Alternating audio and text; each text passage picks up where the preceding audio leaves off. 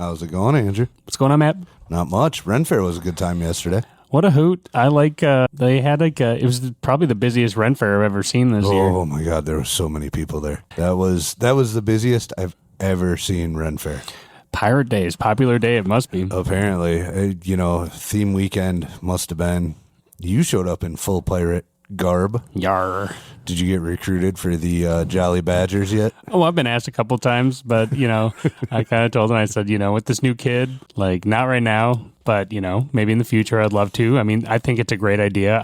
There's so many good guys in the Jolly Badgers, and they look like they have tons of fun doing parades and yo-ho-hoing around and all that good stuff, so. I technically am a member of the Jolly Badgers, but I don't have a costume yet, and, well, we all know what it's like. Well, anybody who's been in the East knows what it's like to sit in the East. I really haven't had the time to commit to going to parades and doing the pirate thing. Yeah, it makes you look twice as bad that I was in a costume and I'm not even a pirate. Whatever. It's just because I'm trying to find the right costume. I have a very specific vision for my pirate. When I was talking with various reenactors at Annual, sounds like the key, and even with the pirates, is you start simple and then you build your costume over time. Well, yeah, you start with the infrastructure, the core. But I gotta find that base yet, because I'm gonna kind of go for like a Viking pirate. So a virate. Yeah, no. A piking. No, nope. You missed again, just like last week. Hey, man, you're the one who wants to be a piking, so whatever. No. Oh, no. Viking pirate. Yep, that'll be fun.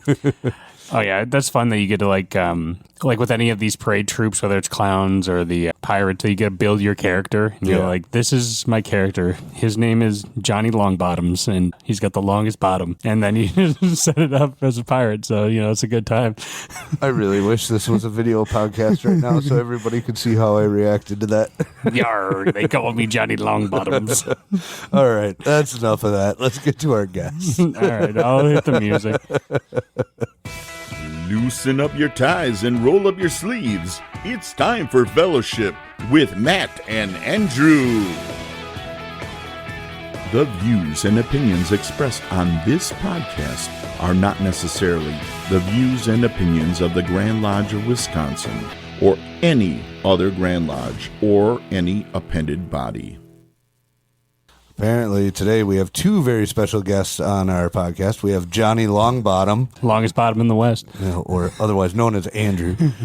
And brother Jonas Wittke from West Allis Lodge, who has been a Master Mason for about 6 months now. Welcome, Jonas. Thank you so much, guys. I was waiting with bated breath to see whether I was Johnny Longbottoms, but I was introduced as... I would not do that to you. Thank you. I appreciate it.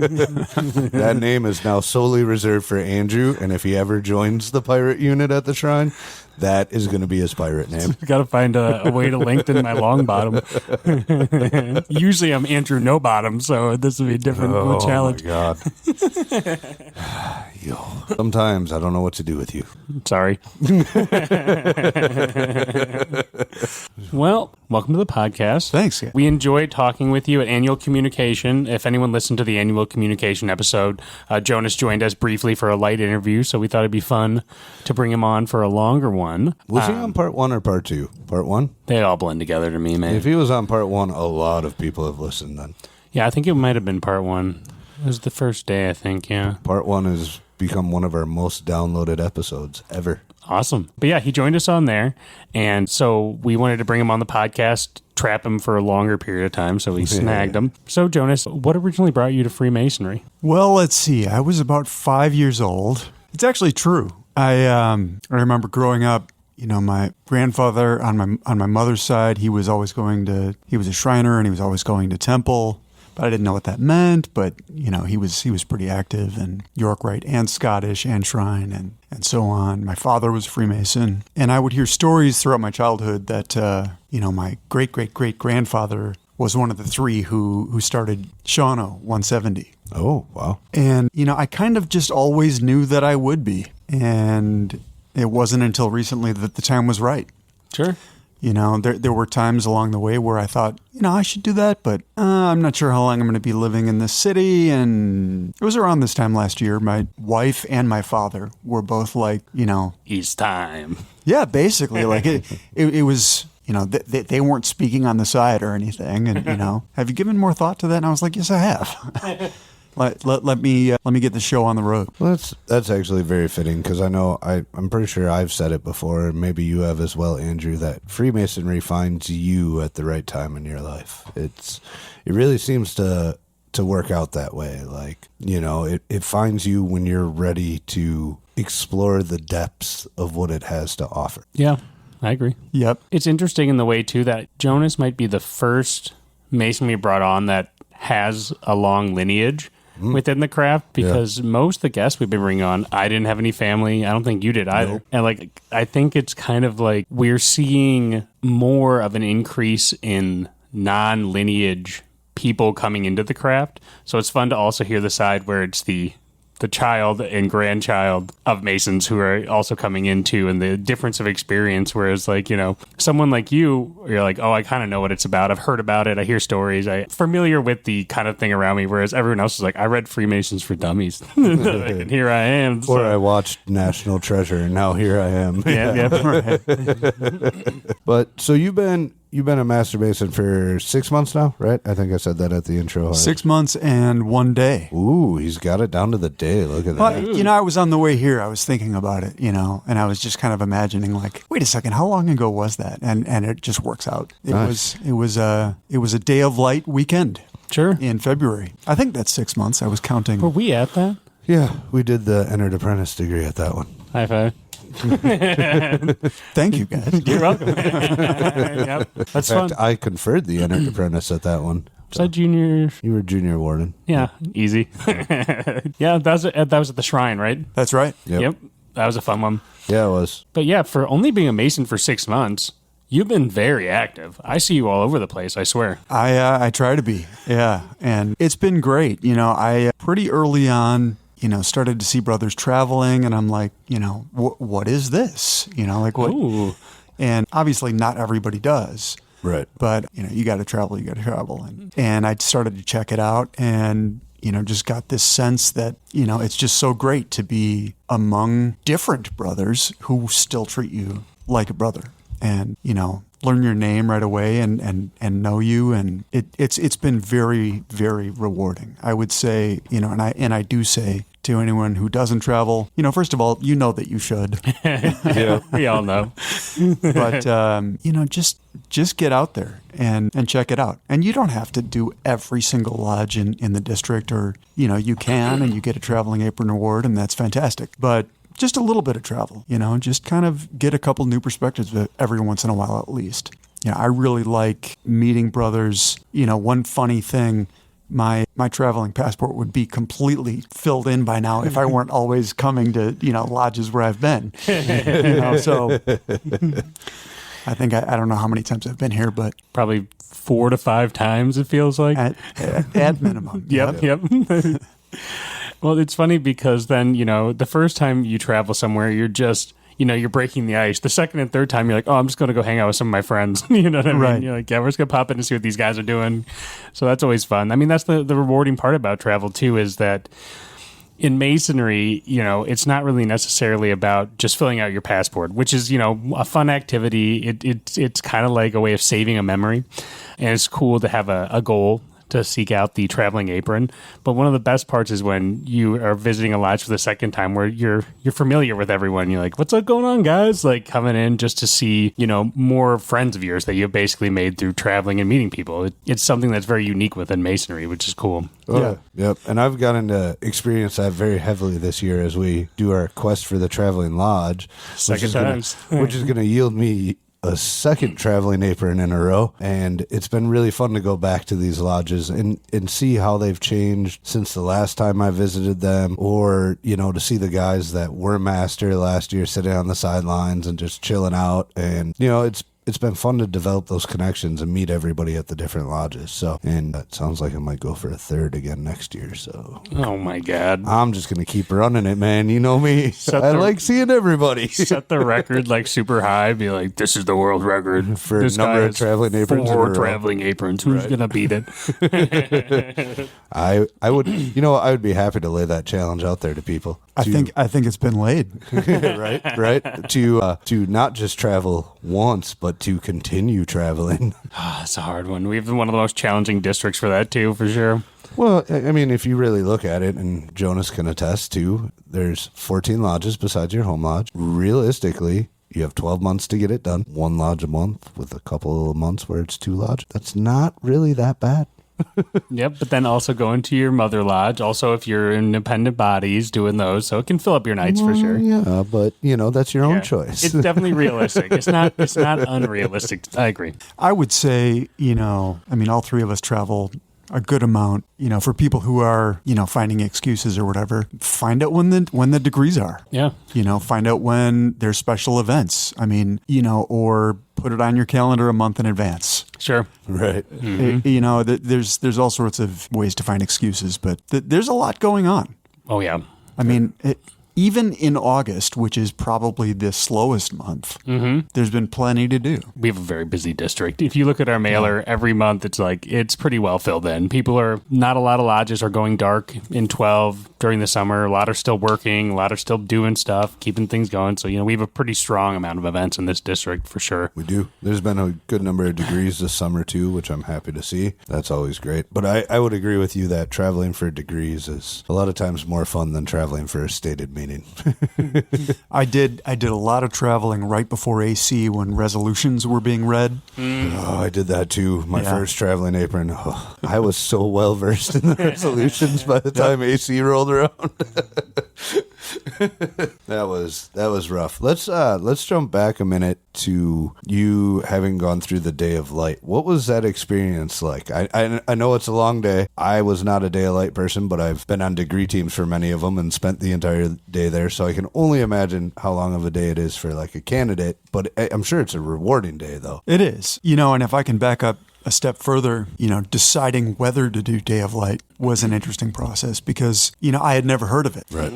I petitioned and I got to know some brothers, and my timing was such that there was one coming up, and some people who I trusted and still do very much trust suggested that I look into it. And I really didn't know what I was getting into, but I was like, kind of reading some blogs, and some people are like, no way, don't do that. And some people are very much in favor of it. And I just ended up saying, I think the thing that made me say, let's go for it was hearing somebody say, and you guys, I hope will appreciate this, the degree work is unmatched. It's a beautiful experience. It's really an excellent and overwhelming day. And I didn't want to miss that. If there is one, and for our out-of-state listeners, we should probably start with this. Day of Light in Wisconsin is receiving all 3 degrees in the one day in a class setting. So it's a lot of candidates going through at once. If there is one redeeming factor to it, obviously, I know it's necessary in certain cases, depending on people's work schedules, life schedules, whatever. I understand the necessity of it in certain cases, or just a lodge that just doesn't have the people to be able to pull together doing 3 degrees sometimes, stuff like that. I get all the necessary reasons for it to exist. However, one of its redeeming qualities is what you just mentioned. When you get 3 good degree teams, it is the best degree work you will see because they're usually comprised of all-star degree work people. And that in and of itself makes it a more valuable experience because you are seeing some of the best degree work that the state of Wisconsin has to offer when you're receiving your degrees then. Yeah, it was an overwhelming day, obviously. I left there just head spinning. And I say that, anyone who's gone through any degree has left that degree with their head spinning. Yep. Right. So 3 of them all in one day. My experience was unusual in the sense that, one of the things that made my experience a little bit different is, I was the exemplar for the second section of the MM degree. And so out of 41 candidates, I consider myself extremely lucky to have done that. Big time. And, it really does make it a different experience than than not doing that. Than watching. Correct. And so, I think the discussion around Day of Light and different people's opinions is really important. I think it's something that should be ongoing. I've often thought to myself, what if, right? Like, what if I had not had that experience, or what if, how would I feel? Would I have regretted it? I certainly don't regret it now. And I do have some ideas about how maybe I would evolve Day of Light, and maybe we can talk about those later. But, one of the things I said to myself as I was going through the day was, I am going to do everything I can to make up for anything I may have missed. Right. And I didn't really know what I meant to myself at that point, because it is a pretty fast-paced day. But at this point, I just feel I feel so blessed and lucky that there was a candidate who was petitioning at the same time as I wasn't able to make Day of Light. I ended up becoming his mentor. Oh, nice. And that did two things for me. It allowed me to help him along in a way that I've gravitated toward mentorship, but it also thrust me right in the center of each of the degrees. Right. And along with memorizing parts for the degree, answering questions, and having to know what's going on, I really had to invest myself in EA, FC, and MM. So what's the takeaway there, right? I mean, there are people who go through all three degrees the traditional way, and you never hear from them again, or they show up and they don't do any critical thinking or investigating of what's going on.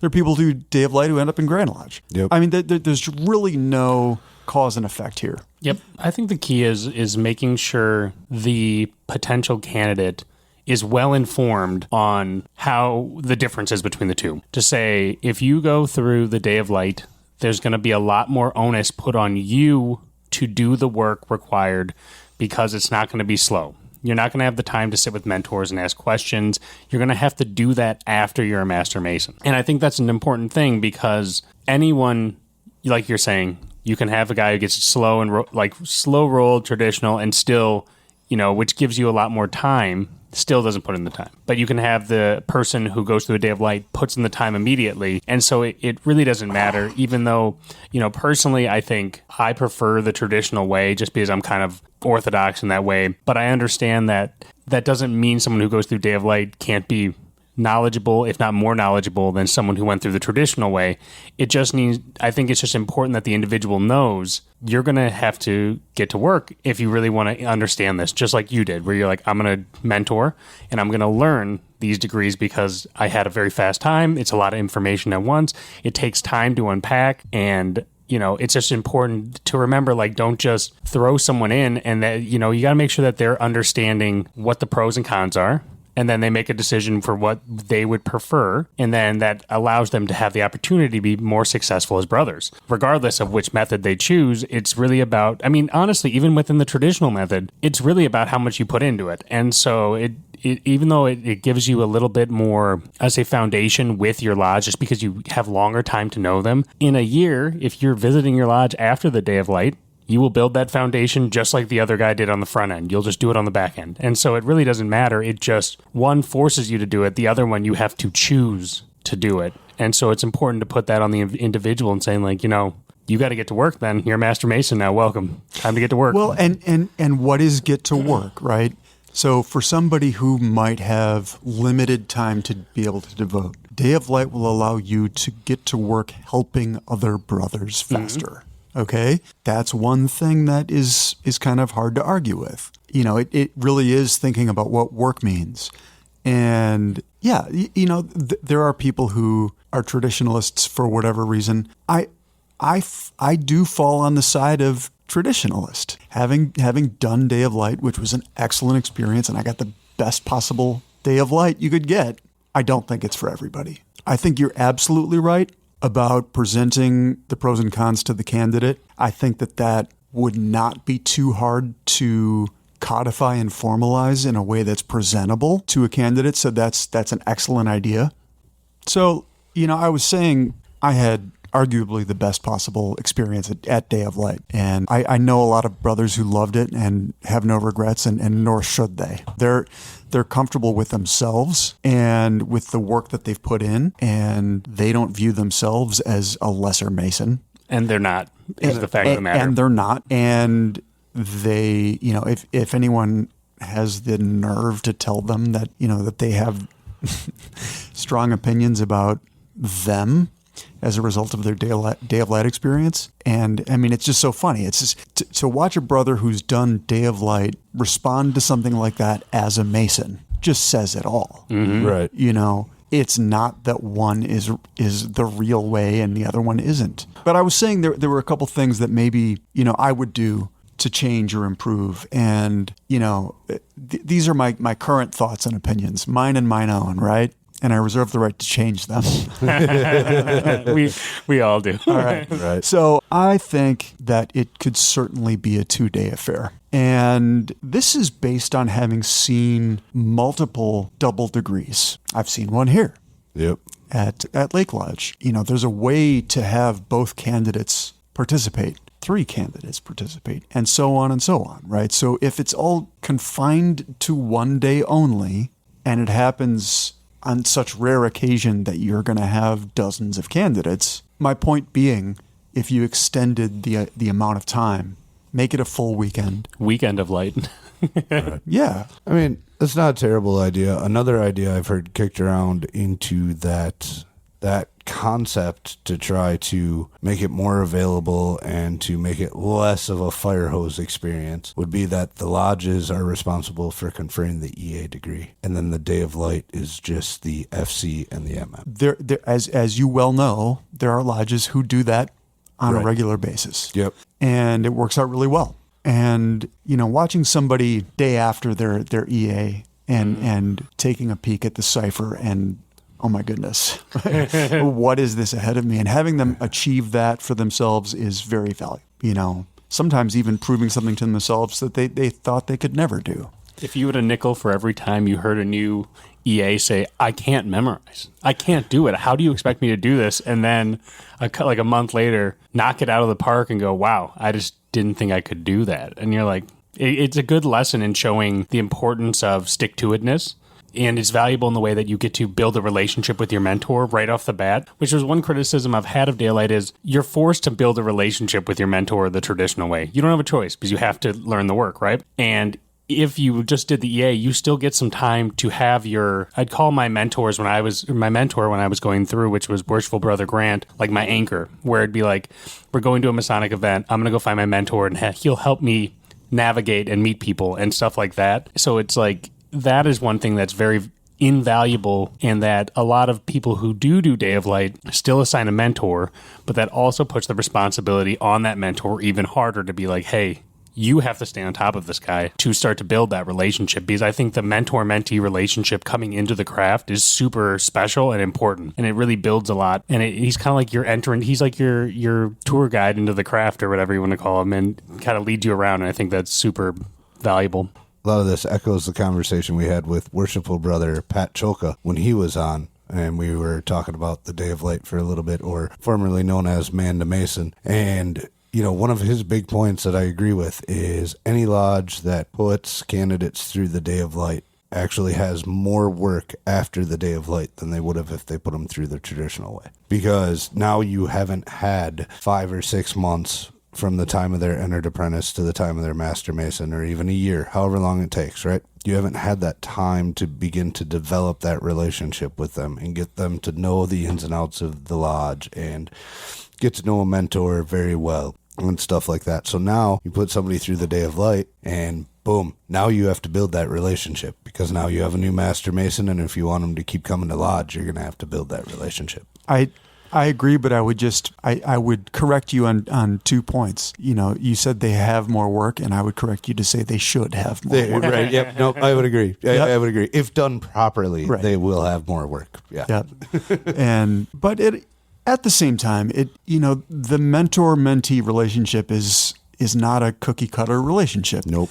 And when you have someone like me who comes in and is going to steamroll, and say, no, I'm going to spend tons of time learning about this, and I'll ask you.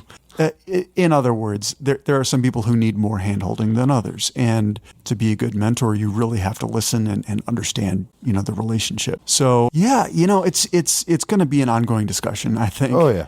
And people are going to maintain their opinions. I think that people could be sometimes more respectful of others' decisions. I would agree with you there, and I would also like to point out that we have had, for sure, 2 people on this show that have gone through either Man to Mason back in the day or Day of Light currently. That would be Worshipful Brother Pat Choka and now Brother Jonas. Can't think of anybody else that has. I think everybody else has been. Yeah. Don't quote me on that in case I'm missing somebody that we've had on the show who is actually a Day of Light guy. I don't mean to slight you, but I find it very fascinating that Day of Light sometimes gets slammed and the Masons that come out of it sometimes get slammed. Yet we had somebody on this podcast who is a ritualist and one of the most respected degree work people that we have in the district, if not in the state, which would be Worshipful Brother Pat Choka. And now we have you on the podcast, 6 months of Mason, went through the Day of the Light, and you have delivered 2 major parts of degree work that you've memorized already in that 6 months, and you're mentoring somebody. So if there is anybody that listens to this show that disagrees with the Day of Light, I will use you 2 to the end of time as the example of why it's not Day of Light that's the problem. It's either how the lodge handles the person afterwards, or the fact that that person was going to be the same type of Mason, whether they went through the traditional way or they went through Day of Light, which may have been somebody that just ghosted after they got their MM either way. Right. Yep. I've heard some analogies, it's something about the seed being planted and, it's maybe I'm not able to articulate that analogy, but yes, I agree. Echoed.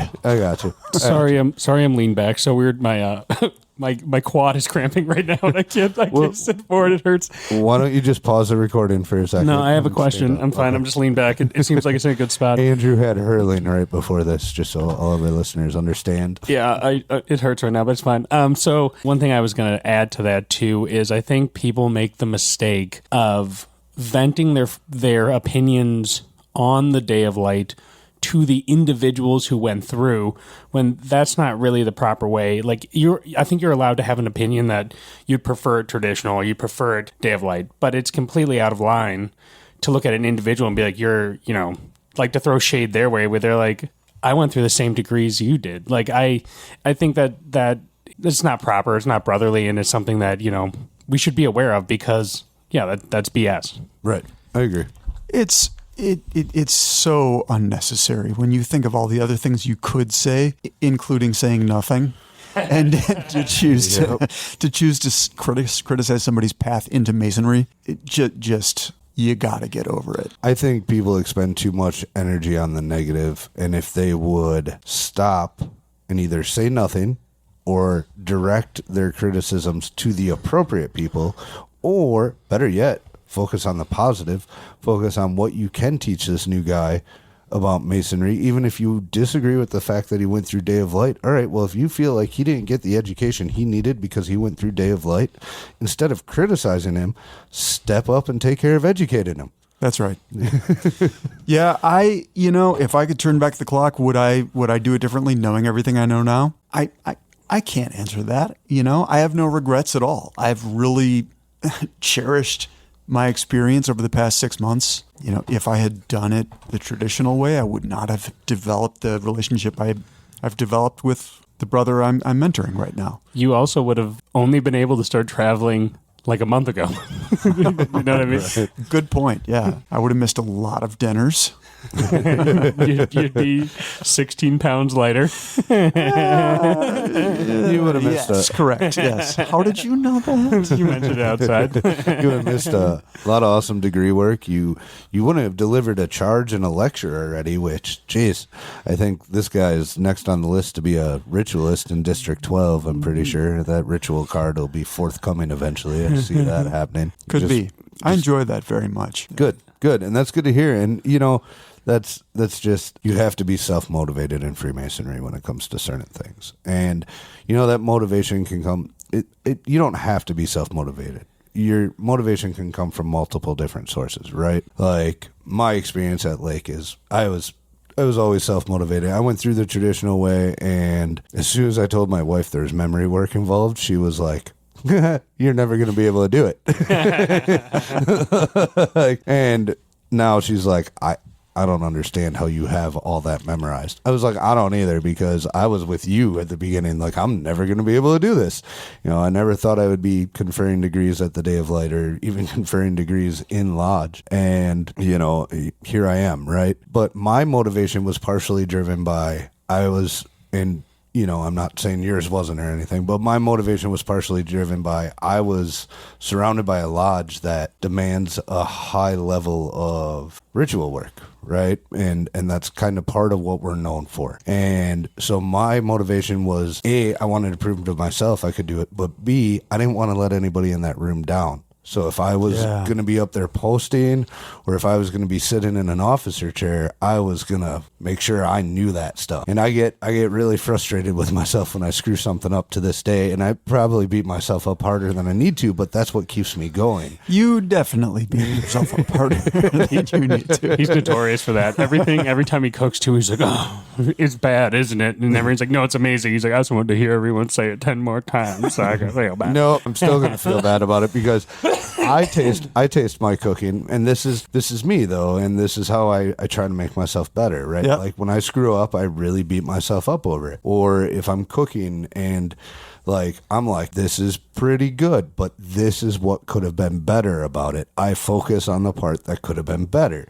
Everybody can be sitting there telling me, this was amazing, this was the best brisket I've ever had, blah, blah, blah, blah, blah. Doesn't matter. The fat didn't render quite enough in this one spot, and that's what I'm going to focus on, and that's what I'm going to figure out for next time to fix it. I screw up one part of ritual. Okay, why did I screw it up? What did I do wrong? Did I not prepare enough? Did I screw up in the moment? What happened? And I focus on that little piece that I screwed up until I correct it. But then I usually end up screwing something else up.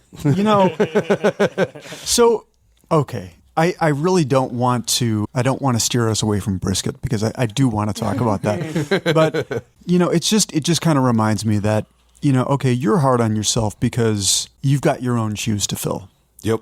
Right? Everybody has only their own shoes to fill. And so everything we've been saying about people's accomplishments and, being a good Mason, well, you know what? Everybody's got their own journey. And so, there are lots and lots of good men and good Masons. Oh, yeah. And people who are learning and improving day by day, and they don't have anyone else's shoes to fill. If they're happy with what they're doing, if they're happy with themselves, and, like you, Matt, if a little bit of self-motivation, so to speak, makes you better along the way, then so be it. Well, you should always be competing with yourself, right? Yes. It's never you versus somebody else.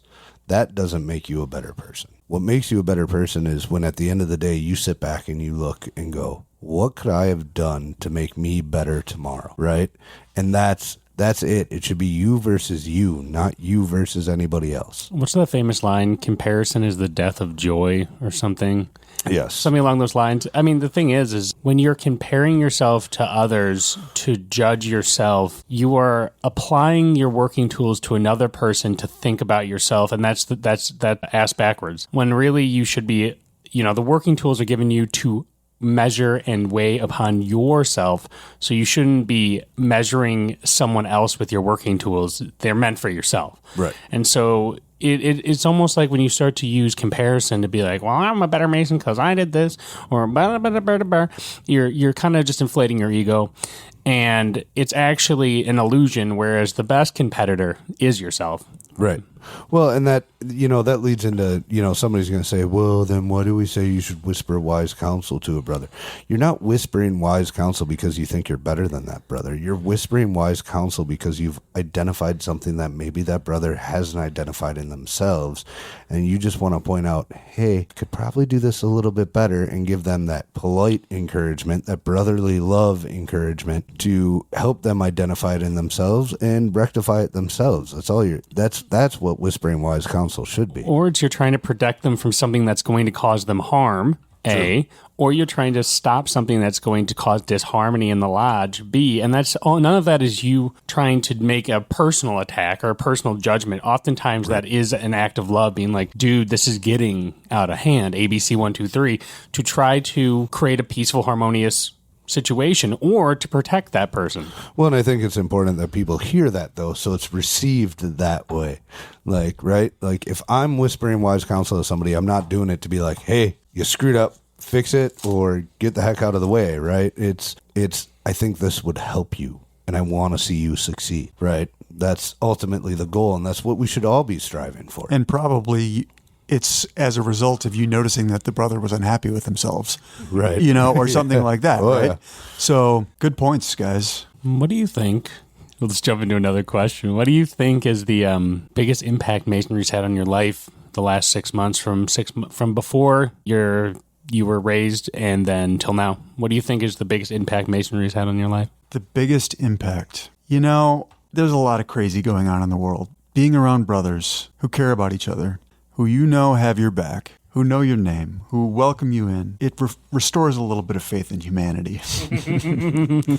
In a crazy time that's, sure to get more and more crazy as the year goes on. It's a safe and healthy place to be. I think that's it in a nutshell. I knew that I would be able to do the memorization work. That's just something that I personally had no problem with. Ooh, lucky you. Well, no, seriously. It's great to have that skill. Yeah. And, in the same breath, do I get lost on my way to Lake Lodge sometimes? Yes. I'm not the greatest at navigating. Okay. Everybody's got their strengths. Right. So I would say that on top of the mentorship.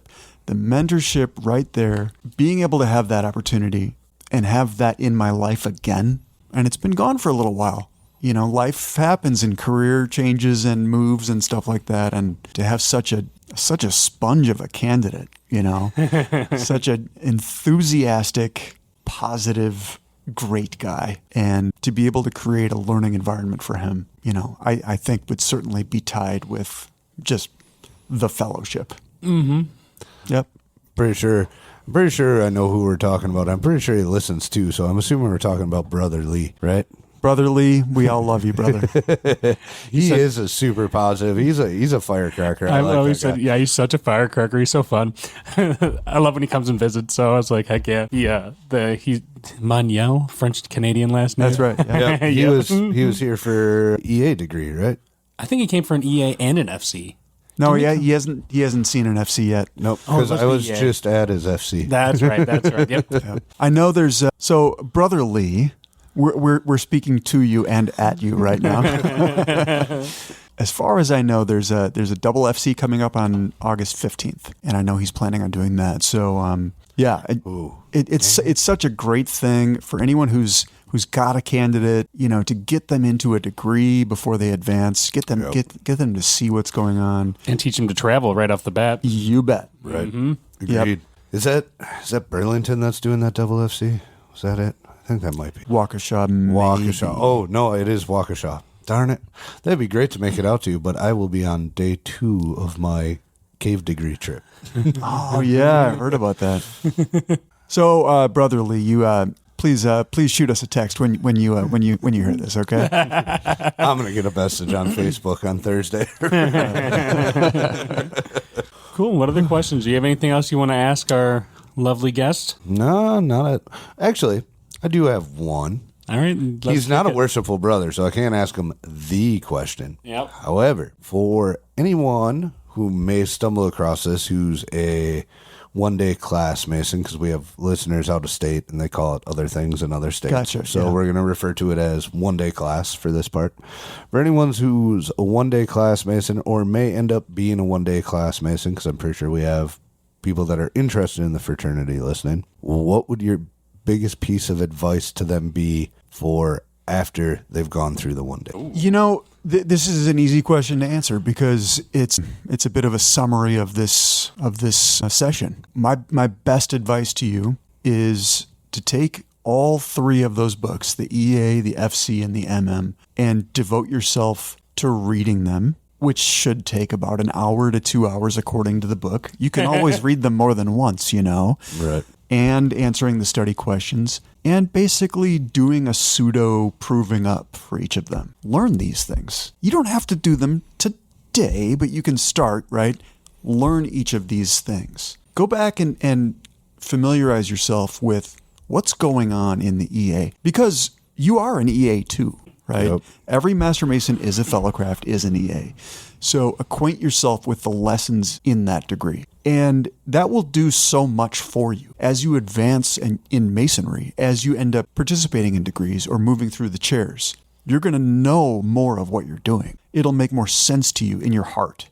And it'll also give you an opportunity it'll give those ideas an opportunity to evolve in you, because you'll have evolving understandings of what these things mean.